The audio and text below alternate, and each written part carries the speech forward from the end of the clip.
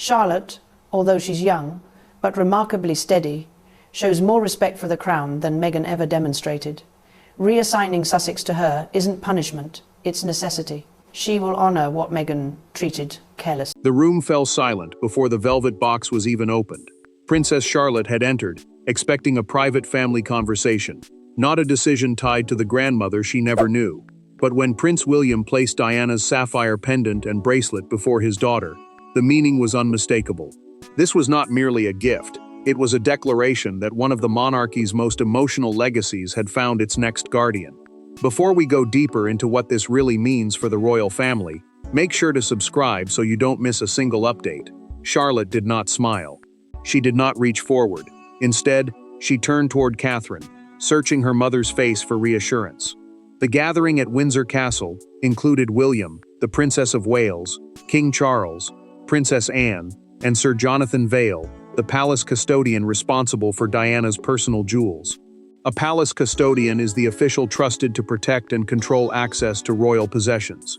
William opened a handwritten family note and read, "The sapphire pendant and matching bracelet had remained sealed since Diana's death, kept apart from the engagement ring Catherine wore, because these pieces carried an instruction.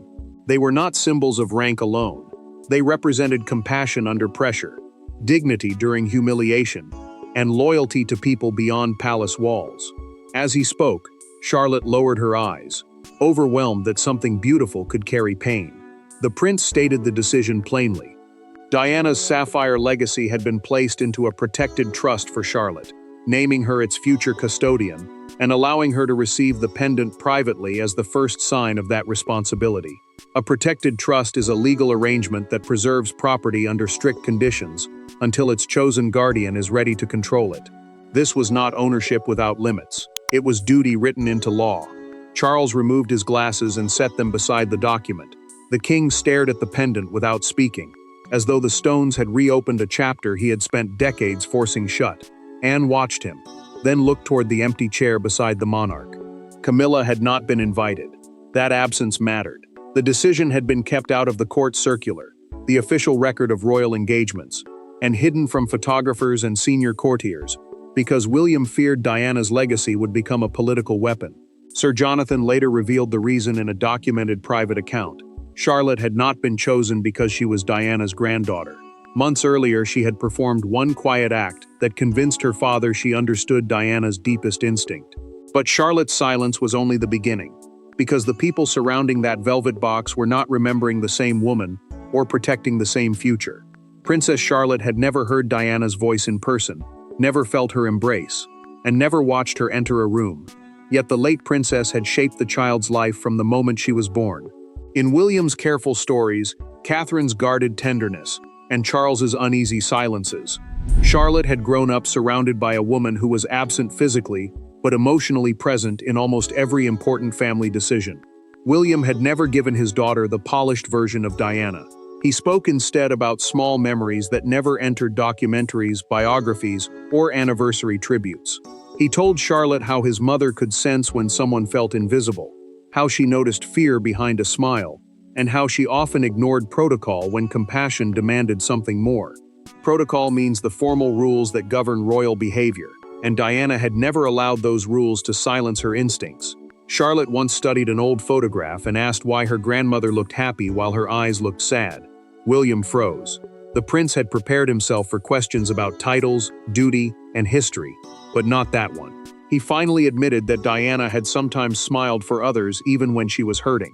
Charlotte listened without interrupting, and he realized she already understood more than he wanted her to carry. Catherine became the bridge between memory and reality. She taught her daughter that royal jewelry was never simply beautiful. A pendant could hold grief. A bracelet could carry expectation. A sapphire could become a public symbol before the person wearing it was ready.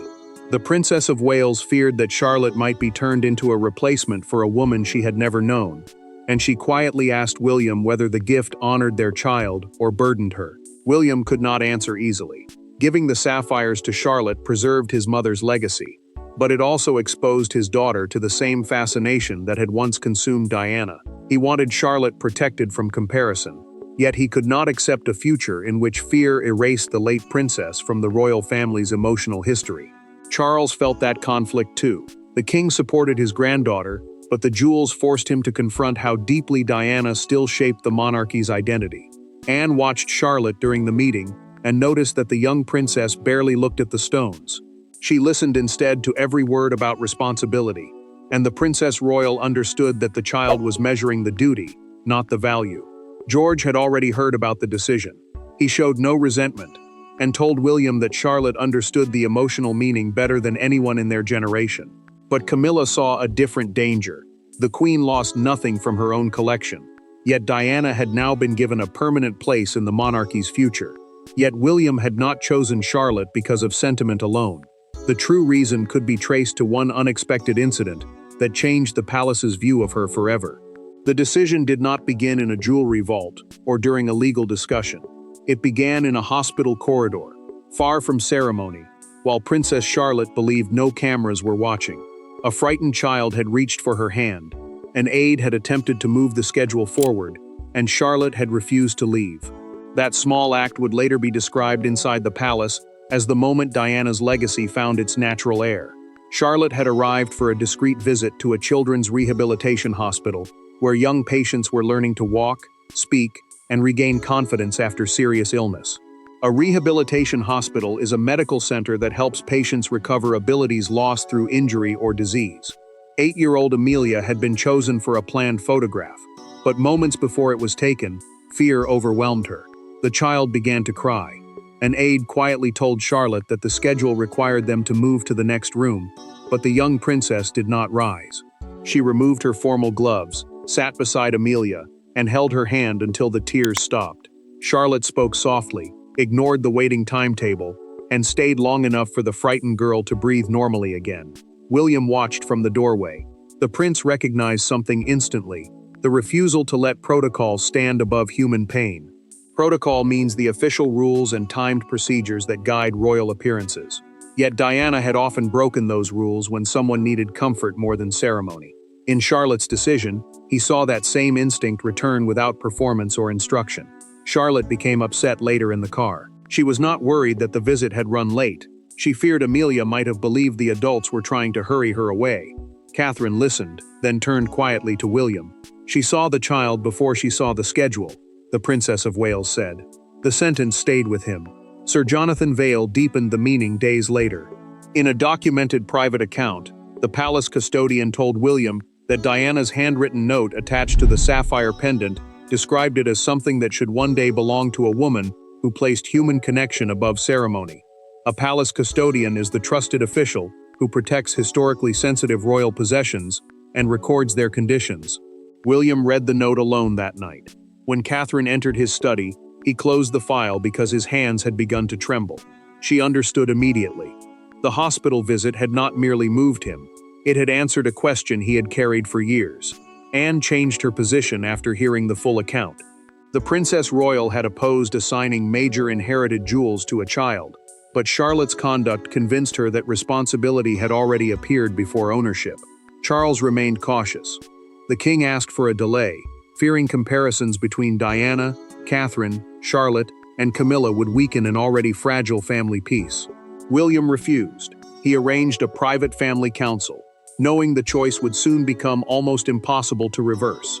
That refusal set the family on a collision course, and when the council finally met, old grief entered the room disguised as a legal objection.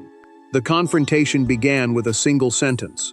"She is a child," Camilla spoke calmly. But William heard something far more dangerous beneath the words: a challenge to his judgment, his mother's memory, and Charlotte's place in the family story. No aides were present to soften the exchange. No cameras recorded what followed.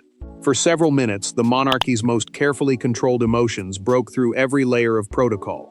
William stood across from the Queen Consort, as Catherine, Charles, and Anne watched in silence. The unsigned Sapphire trust document rested on the table between them.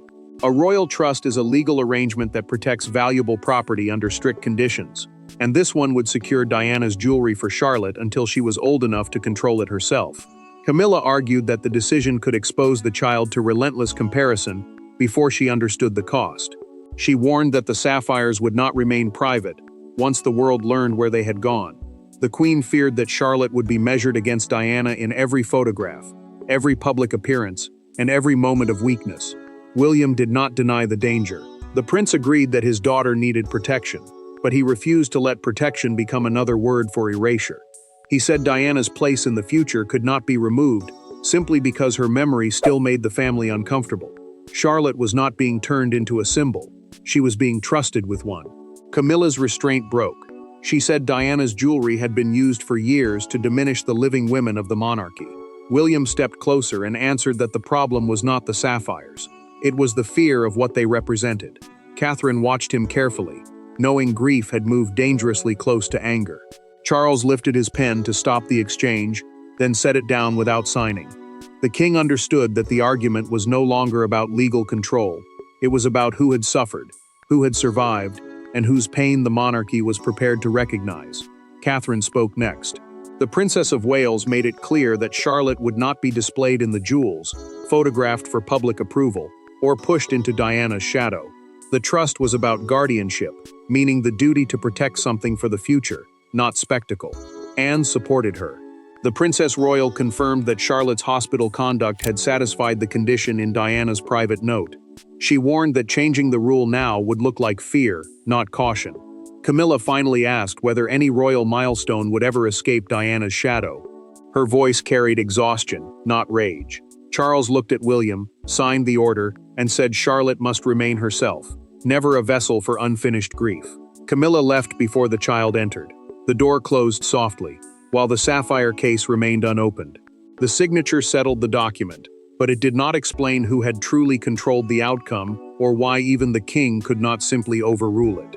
The king's signature appeared to make the decision official, but the palace insider revealed a more startling truth. Charles was not the only person with authority over the sapphires. Years earlier, Diana's private jewelry had been separated into different legal and emotional categories. Some pieces belonged to her sons, others remained under royal custodianship, and one confidential instruction gave William a power the wider family had never fully understood. Sir Jonathan Vale opened the private stewardship memorandum and read the first clause aloud. A stewardship memorandum is a written instruction explaining who must protect an item, under what conditions, and for whose future benefit.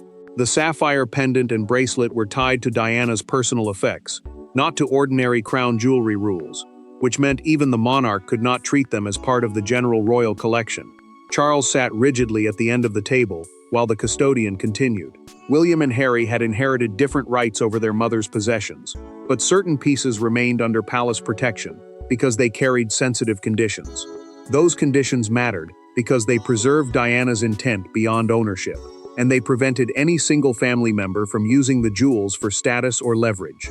Sir Jonathan then reached the sentence that changed everything. The memorandum gave William the authority to nominate a future family guardian, provided that person showed compassion, discretion, and no hunger for personal glory. The prince had not seized control. He had followed a condition written years earlier. The custodian's voice faltered when he recalled cataloging the pendant after Diana's death. In his documented account, he described finding her handwritten instruction folded beneath the velvet lining.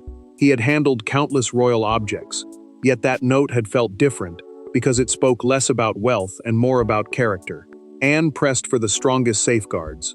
The Princess Royal ensured the trust prevented the sapphires from being sold, loaned to commercial exhibitions, or used in unofficial publicity without Charlotte's future consent. Her influence mattered because the family knew that once the jewels became public, every appearance could be turned into a message Charlotte had never chosen. Catherine demanded one further protection. Until her daughter turned 18, every public use of the pendant would require approval from both parents and the custodian. The Princess of Wales wanted the child protected not only from the press, but from the palace itself. William also rejected a proposal to place the pieces permanently inside the general royal collection. The future king believed that move would strip the sapphires of Diana's personal meaning and reduce her final instruction to another institutional label. Charlotte still did not own the jewels outright, yet the monarchy had formally named her as the person for whom they were being preserved, giving her a rare power before adulthood. Sir Jonathan closed the memorandum with one warning. Once the trust became known, questions would surround Harry, Meghan, Lilibet, and whether Diana's legacy had been divided unfairly. The safeguards protected the jewels from palace politics, but they could not protect the family from the shockwaves that began the moment word escaped the room. By the following morning, the palace corridors felt different. Nothing had been announced, yet everyone closest to the family sensed that a boundary had shifted. Charlotte now carried a formal connection to Diana that could not be dismissed as childhood resemblance or public imagination. For some, the decision felt healing. For others, it felt like a verdict, and Camilla's private reaction revealed how deeply the Sapphires had reopened wounds. Camilla returned alone to her private rooms and removed the brooch from her coat before sitting at the dressing table. She asked her senior dresser to cancel the evening's jewelry selection, then placed both hands flat against the polished surface as though steadying herself. A senior dresser is the trusted member of a royal household who helps prepare clothing and jewelry for official appearances. The queen consort had lost no object, no title, and no legal right, but she had seen Diana's emotional authority carried formally into another generation. Charles entered without staff. The king tried to explain that signing the order had been necessary because the original conditions left little room for delay. Camilla looked at him and answered that necessity was the word the family always used when her feelings were expected to disappear. She did not accuse Charlotte, she accused the pattern. William faced a different crisis. A senior aide informed the prince that someone inside the wider household had already contacted a newspaper about an unexplained sapphire ceremony at Windsor. The future king knew what would follow: speculation, comparisons, and headlines turning a private act of trust into a public contest. Catherine feared Charlotte would hear the story from classmates or see it online before her parents could explain what had happened. The Princess of Wales understood that private royal moments often became public property within hours. And once the meaning escaped the family, strangers would decide what the sapphires represented. Harry called William soon after. In the recorded conversation, the Duke said he was hurt that he had been told only after the transfer. He admitted, however, that Charlotte was not responsible for the broken communication between the brothers. The prince refused to turn the call into a battle over daughters, insisting that Lilibet's connection to Diana had not been reduced by Charlotte's stewardship of these particular jewels. Charlotte heard only part of her parents' conversation. She stepped into the room and asked whether accepting the pendant had made someone unhappy. William fell silent. Catherine moved toward her daughter, realizing the adult conflict had already reached the child they were trying to protect. Catherine later removed the velvet box from Charlotte's room and placed it inside a secure cabinet. She was not rejecting the gift. She was buying her daughter time, because Charlotte needed the full story before she could carry its symbol. The jewels had been protected, the document had been signed, and the family had begun to fracture, until Charlotte herself made a choice no one in the palace had anticipated. Charlotte did not ask for the sapphires back. She did not demand to wear them, and she did not complain that the adults had turned a gift into a conflict. Instead, she asked to speak with her father alone. Inside a small room with no secretaries, lawyers, or royal custodians, the young princess made a decision that shifted the entire meaning of Diana's legacy and forced William to see his mother's memory differently. Charlotte stood beside the closed velvet box in William's study while he waited for her to speak. She looked at the case, then at her father, and asked whether Diana would have wanted people to argue over something beautiful. The question struck him harder than accusation ever could. The prince had spent years defending his mother's memory, yet his daughter had exposed the pain hidden inside that defense. William admitted he could not know what Diana would have wanted in every situation. He told Charlotte that grief sometimes makes people believe they are protecting someone, when they are really protecting their own hurt. The future king had wanted to preserve his mother's values, but he now understood that he had also been trying to control a story that had never stopped wounding him. Charlotte made her choice quietly. She accepted the future guardianship, meaning the duty to protect the sapphires for years to come, but asked that the pendant remain unworn until she was old enough to understand every part of its history. She did not reject Diana. She refused to carry the legacy before she could carry its full truth. The young princess then asked whether the hospital where she had met Amelia could receive support from one of her parents' charitable funds. A charitable fund is money set aside to help public causes rather than private interests. Charlotte said the jewels should help someone before they were ever used to decorate her. William could no longer hold back his emotion. He embraced his daughter and told her that this was the first decision that truly made the sapphires hers. Charlotte did not need to imitate Diana to honor her. She had already understood the lesson beneath the stones. Catherine entered only after the conversation ended.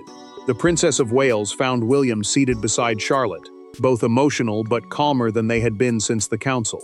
She listened as her daughter repeated the decision, then took her hand with quiet pride. William immediately telephoned Charles. He asked the king to add Charlotte's choice to the private record as her first act of stewardship. Charles agreed, admitting with pride and regret that the child had shown more discipline than the adults who had debated her future. Camilla received a handwritten note soon afterward. Charlotte explained that she had never wanted the gift to make anyone feel replaced. The Queen read it twice, and for the first time, reconciliation no longer felt impossible. Charlotte had transformed inheritance into responsibility, but once the secret reached the outside world, the palace could no longer control what the Sapphires would come to represent. The story broke before breakfast. By 8 o'clock, Diana's sapphires were no longer a private family matter. They had become a national argument about memory, succession, motherhood, and the monarchy's future. Yet amid the shouting headlines and televised debate, one image captured the public mood more powerfully than any commentator. An empty velvet display case photographed outside Kensington Palace beside a handwritten blue ribbon. The Morning Herald covered its front page in sapphire blue beneath the words, "Diana's legacy passes to Charlotte." Childhood photographs of Diana and the young princess appeared side by side, inviting comparison before the family could object. Succession means the order in which members of the royal family may inherit the throne, and broadcasters quickly framed the decision as an attempt to carry Diana's influence into the future reigns of William and George. Visitors gathered outside Kensington Palace, where Diana had once lived. They tied blue ribbons to the gates, and one message appeared again and again across television screens. Kindness before crowns. For many, Charlotte's choice to delay wearing the sapphires made the tribute feel sincere. For others, the ceremony placed an inherited emotional burden on a child who had never asked to become a national symbol. Charlotte saw the coverage during breakfast. She became uneasy when a commentator called her the new Diana, and Catherine switched off the television immediately. The Princess of Wales told her daughter that admiration could become a cage when strangers decided who someone should be before that person had found her own voice. William reacted with anger. The prince ordered the palace communications team to release a firm statement declaring that Charlotte was replacing no one and would define her own role. A communications team is the group responsible for official royal statements and press responses. He wanted the public to understand that the sapphires represented stewardship, not imitation. Camilla privately approved the wording. The Queen recognized that William had rejected the comparison she feared most, and her support created a quiet shift between them. Harry also issued a measured recorded statement, praising Charlotte's compassion, while stressing that Diana's greatest inheritance belonged equally to all her grandchildren, through memory, values, and love. Charles watched the blue ribbons multiply across the gates. The king quietly told Anne that the public had understood Charlotte's decision more clearly than the family had at first. The Princess Royal agreed, but warned that public affection could still become pressure if the palace failed to protect the child. The palace finally announced that the sapphires would remain privately secured. It also confirmed a donation to the Children's Hospital, made in honor of compassionate service rather than royal inheritance. As the headlines faded and the ribbons remained, the family was left to decide whether the sapphires had divided them or finally taught them how Diana's memory was meant to survive. In the end, Princess Charlotte did not become Diana's replacement. She became proof that the late princess did not need replacing at all.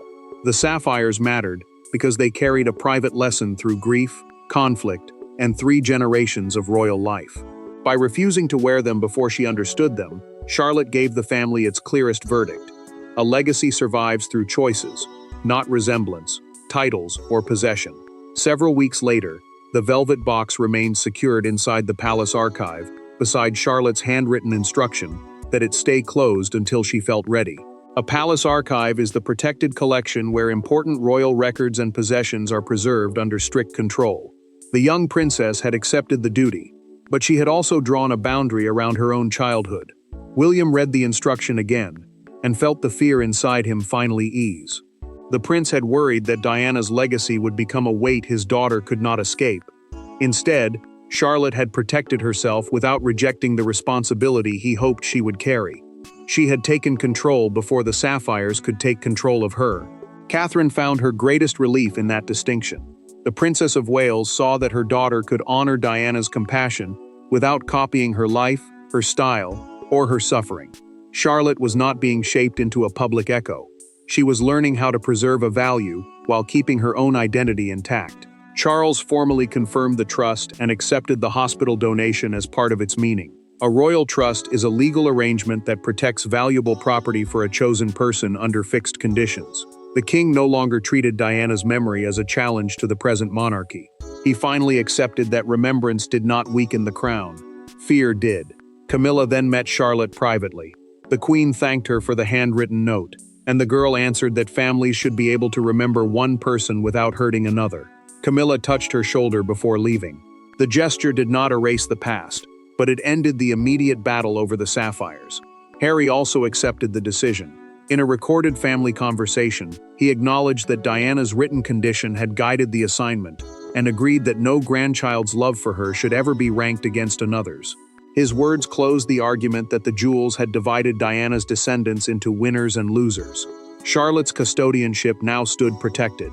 The sapphires could not be sold, commercially exploited, or publicly displayed without her future consent. She alone would decide when their public story began. William had not tried to recreate Diana through his daughter. He had trusted Charlotte to carry compassion without inheriting tragedy. The youngest voice in the dispute had shown the greatest maturity, turning rivalry into reflection and inheritance into service. The velvet box remained closed, but its meaning was settled forever. Diana's sapphire legacy had not been handed to Charlotte so she could live in the past. It had been entrusted to her, because she knew how to carry its kindness into the future. Thanks for watching. Please don't forget to like and subscribe, and we will see you in next one.